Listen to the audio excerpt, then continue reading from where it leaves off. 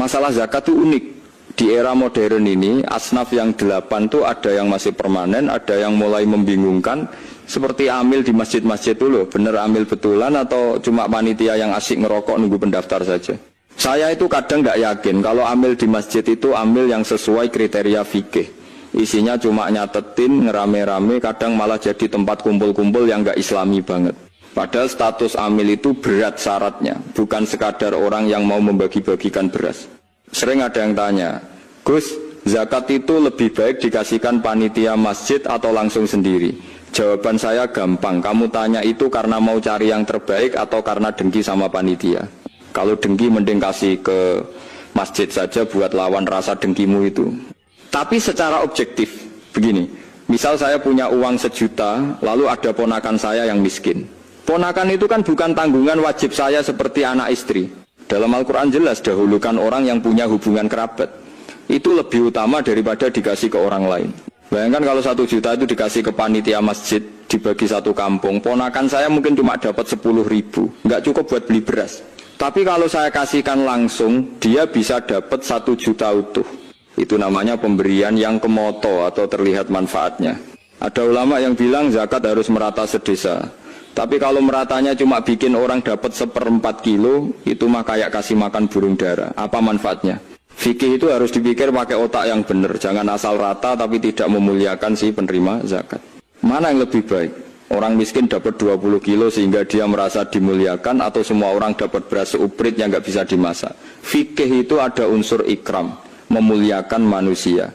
Mengasih beras cuma sedikit itu kadang malah kayak menghina orang yang butuh. Ini namanya ijtihad.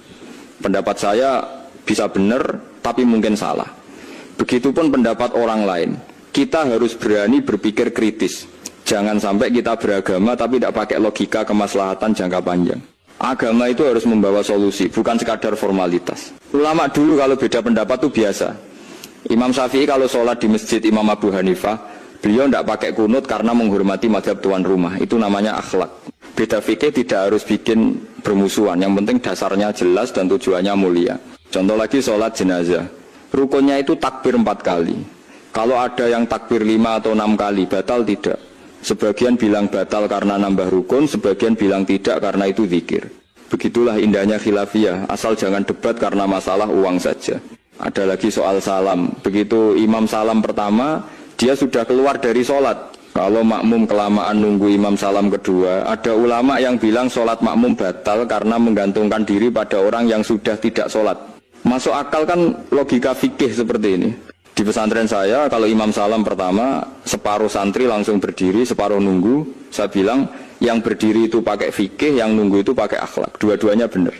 Jangan merasa paling benar sendiri sampai meremehkan pendapat ulama yang berbeda.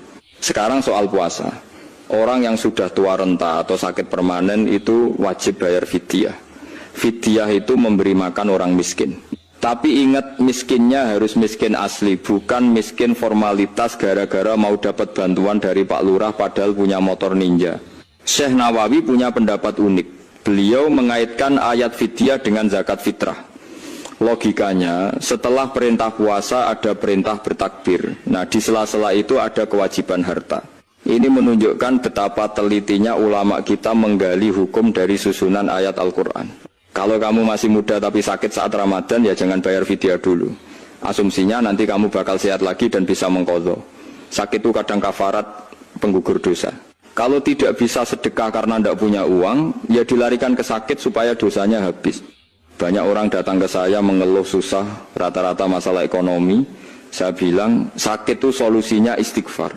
Kalau nggak mau istighfar, ya Tuhan kasih sakit supaya kamu dipaksa ingat Allah. Semua yang dilakukan Allah itu pasti ada hikmahnya, jangan terus mengeluh.